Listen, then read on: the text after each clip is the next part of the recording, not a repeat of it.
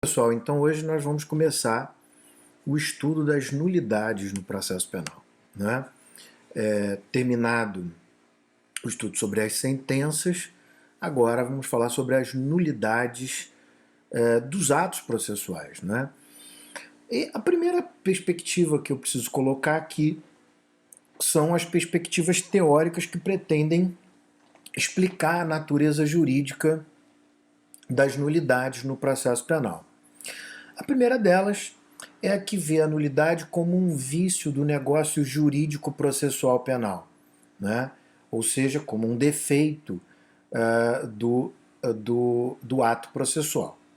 Essa compreensão é uma compreensão extremamente civilística.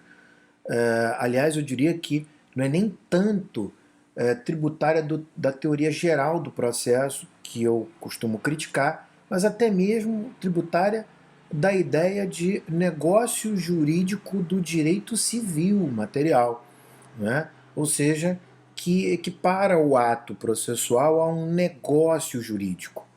E, naturalmente, isso gera perspectivas distantes daquilo que nós compreendemos como o processo penal, porque, afinal, o ato processual não é um negócio jurídico, não deve ser compreendido como um negócio jurídico.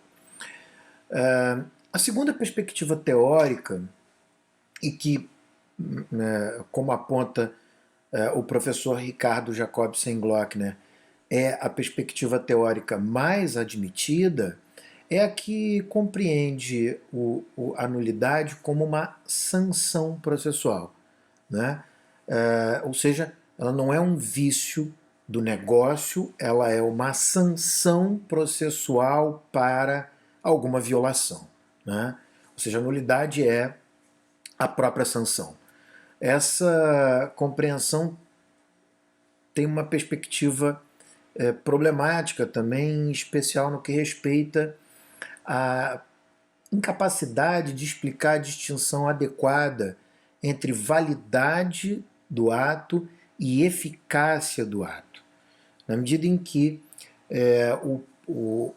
a nulidade é vista como uma sanção para o ato, não se estabelece exatamente o que é o ato inválido, o que é o ato ineficaz, e tudo se confunde na figura, e aí obviamente é uma expressão minha, na figura da eficácia, nem tanto da invalidade. A terceira perspectiva teórica, que é a mais elogiada e aceita pelo próprio Ricardo Jacobsen-Glockner, que tem um livro muito importante sobre as nulidades, aliás, esse aqui, Nulidades no Processo Penal, Ricardo Jacobsen-Glockner, da editora Saraiva. Então, e que também é a perspectiva adotada pelo professor Aury Lopes Júnior, é de que a nulidade é vista como um ato jurídico inválido, né?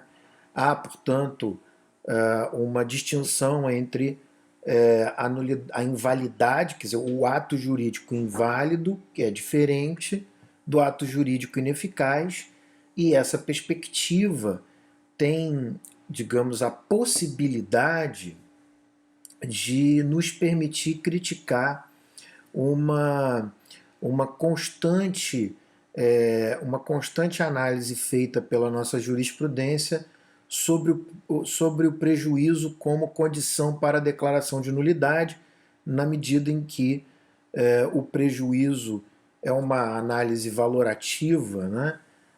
E ela se insere na perspectiva da eficácia e não da invalidade. Mas os nossos tribunais acabam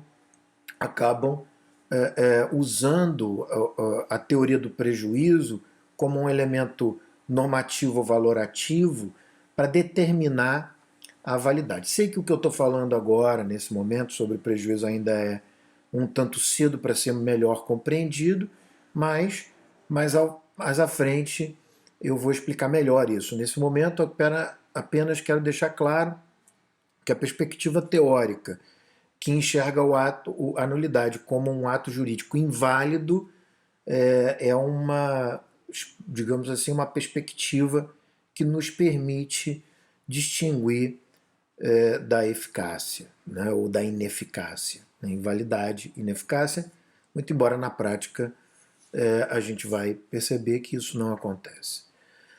E por fim, uma perspectiva teórica sobre nulidades, que é a nulidade como violação do tipo processual e também do tipo constitucional, tá? Eu não coloquei aqui no slide, mas também.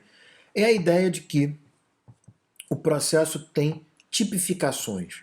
Os atos são tipificados e, portanto, essa tipificação não pode ser violada. Não é? Ela decorre de uma compreensão interessante, bastante interessante, de que no processo penal, diferente do processo civil, a forma é da essência do ato. A forma traz em si os elementos de materialização dos direitos fundamentais. Diferente da perspectiva do processo civil, de que a forma é meramente instrumental e que, portanto, ela pode ser superada a despeito de violações da forma se o ato chegar ao seu fim. No processo penal, a forma não deve ser enxergada como uma mera formalidade. Não, a instrumentalidade do processo penal está nas formas.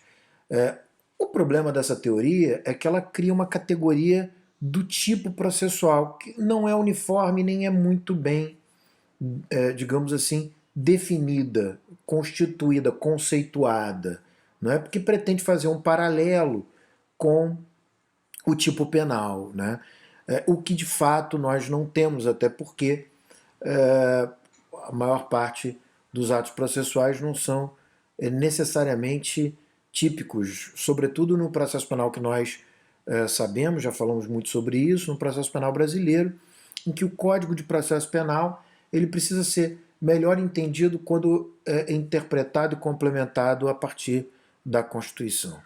Então, essas são as perspectivas teóricas, né? Repito, a segunda, que é a nulidade como sanção processual, é a mais aceita de uma forma geral na teoria, apresenta perspectivas complexas, complicadas, né? Admito que as críticas são muito procedentes. O professor Ricardo Jacob Senglock e o professor Aurélio Lopes Júnior trabalham com a terceira, que é a categoria de nulidade como ato jurídico inválido, e uma perspectiva, a quarta perspectiva, que é uma perspectiva bacana, interessante, bem brasileira e latino-americana, da ideia de violação do tipo penal, do tipo processual, perdão, e do tipo constitucional, mas que contém um tanto ainda de problemas conceituais imprecisos. Vou falar sobre a classificação das invalidades e a classificação das nulidades, eu diria, dos atos defeituosos, né, dos atos viciados, no próximo bloco.